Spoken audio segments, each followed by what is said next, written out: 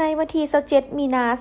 2025นี้กระทรวงป้องกันประเทศได้จัดพิธีประดับเรียนการระลึก70 ปีภาคประชาชนปฏิวัติลาวให้แก่บรรดาสหายสมาชิกพรรคประจำการกระทรวงป้องกันประเทศโดยการเป็นประธานและประดับเรียนของสหายพลโทคำเลี้ยงอุทาไกรสอนกรรมการศูนย์กลางพรรคเลขาคณะพรรคกระทรวงรัฐมนตรีกระทรวงป้องกันประเทศ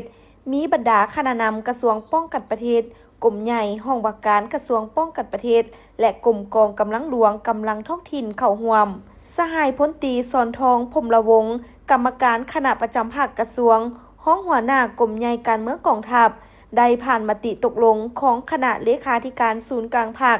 ว่าด้วยการประดับเรียนการระลึก70 ปี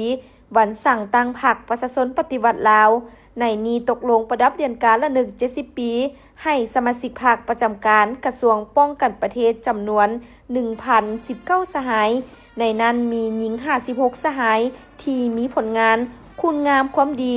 ในภารกิจปกปักรักษาและสร้างสรรค์พัฒนาประเทศชาติตลอดระยะที่ผ่านมาโอกาสนี้สหายพลโทคำเลี้ยงอุทาไกรสอนก็ได้กล่าวสดุดี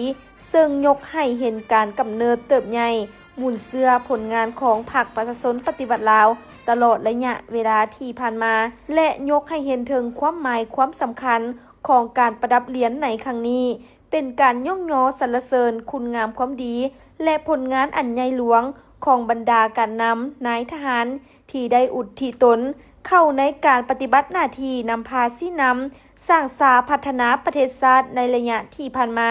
จนฮอดปัจจุบันเฮ็ดให้ประเทศชาติได้รับการพัฒนาอย่างต่อเนื่องเศรษฐกิจสังคมมีการเติบใหญ่ขยายตัวประชาชนอยู่ดีกินดีมั่งคั่งเข้มแข็งพร้อมนี้ยังเป็นการยั่งยืนและจารึกสรรเสริญผลงานอันใหญ่หลวงของบรรดาสหายสมาชิกพรรคพนักงานปฏิวัติอาวุโส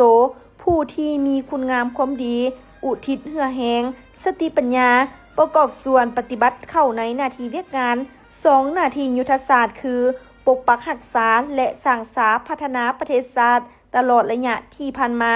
ให้รุ่งเรืองศรีวิไลจนฮอดปัจจุบัน